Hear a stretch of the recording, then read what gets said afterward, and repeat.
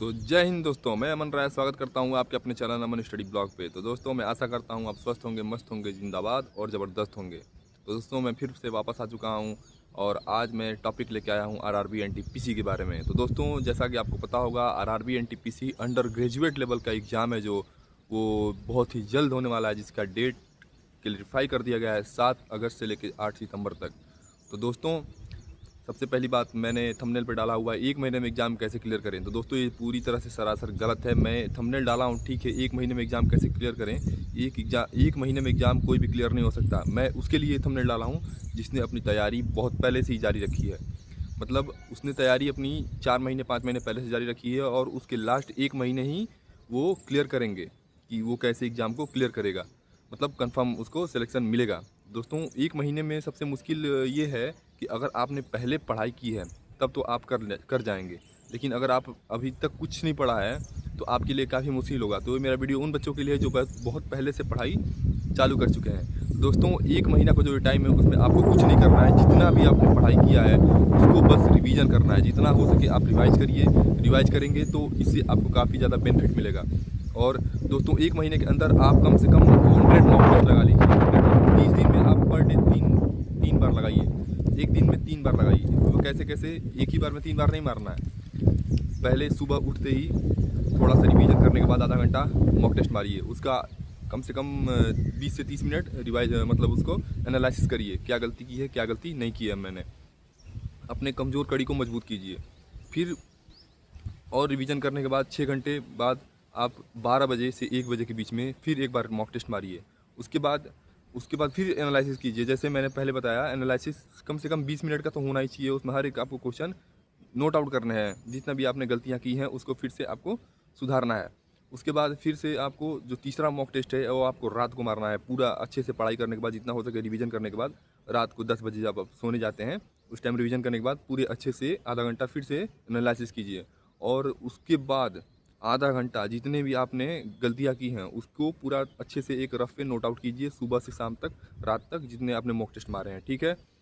आपको mock test में सबसे ज़्यादा इंपॉर्टेंट आपको सेक्शनल मॉक टेस्ट भी मारने हैं। सबसे ज़्यादा सेक्शनल मॉक टेस्ट मारने हैं। छोटे छोटे 30-30 क्वेश्चन, जो 20-20 क्वेश्चन होते हैं, उसको मारने हैं। तो दोस्तों आरआरबी एनटीपीसी का जो ग्रेजुएट लेवल का एग्ज़ाम है उसमें आपको पता चल गया हो कि क्वेश्चन लेवल कैसे आ रहे हैं। क्वेश्चन लेवल न ज़्यादा आसान आ रहे हैं, न ज़्यादा बहुत ही ज़्यादा मुश्किल भी नहीं आ रहे हैं। मतलब मॉडरेट लेवल के क्वेश्चन आ रहे हैं। अगर आप थोड़ा भी पेशेंस रखेंगे और आपने पढ़ाई अच्छे से की है तो आप पूरी तरह से अच्छी तरीके से एग्ज़ाम को क्लियर कर जाएंगे। ठीक है। तो ज़्यादा घबराने की ज़रूरत नहीं है। आप बस एग्ज़ाम को मतलब सीरियसली, बहुत ज़्यादा सीरियस ना लेते हुए, जैसे आप तैयारी कर रहे हैं उसी फ्लो उसी वे में आप काम करिए। आप निश्चित रूप से एग्ज़ाम को क्लियर कर जाएंगे। आपको बस रिवीजन ही करना है, मॉक टेस्ट मारना है। उससे ज़्यादा आपके स्कोर में काफ़ी ज़्यादा मतलब बढ़ोतरी होगी। तो दोस्तों रही बात आरआरबी एनटीपीसी की, तो मैं ये दावे के साथ बोलता हूँ कि आज के समय में आरआरबी एनटीपीसी से बेहतर जॉब कोई मुझे नहीं दिखती है। आरआरबी एनटी मतलब जॉब तो सबके लिए सबका अलग अलग नज़रिया है। जॉब सब बढ़िया है, लेकिन आरआरबी एनटीपीसी है ना, उसके बेसिस पे जो भी मतलब नौकरियाँ आती हैं रेलवे में, वो एक तरह से बहुत ही बेहतरीन है, बहुत बेहतरीन है मेरे हिसाब से। उससे बेहतर जॉब मुझे अभी तक कुछ नहीं लगता है। हर एक चीज़ के मामले में मैं बताता हूँ। ठीक है।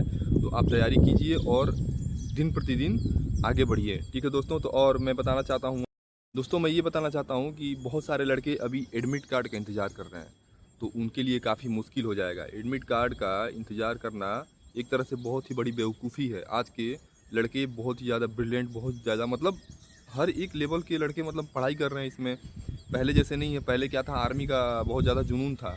तो आर्मी में वो आगे बढ़ने के लिए बहुत सारे लड़के, मतलब 40-50% लड़के दौड़ते ही थे, बस पढ़ाई में नहीं लगता था उनका मन। लेकिन अब के लड़के बहुत ज़्यादा पढ़ रहे हैं। ठीक है। तो उसमें आपको बहुत ही ज़्यादा पेशेंस और बहुत ज़्यादा मतलब एकाग्रता, मतलब फोकस बना के आपको पढ़ाई करनी पड़ेगी, तभी आप क्लियर कर पाएंगे। क्योंकि कट ऑफ इसका देख रहे हैं, हर एक चीज़ का कट ऑफ बहुत ज़्यादा हाई जा रहा है। और आपको ना ये जोन देखना है, ना डेट देखना है, कौन सा डेट में मेरा आएगा एडमिट कार्ड, कौन से जोन में कट ऑफ हाई रहेगा, लो रहेगा।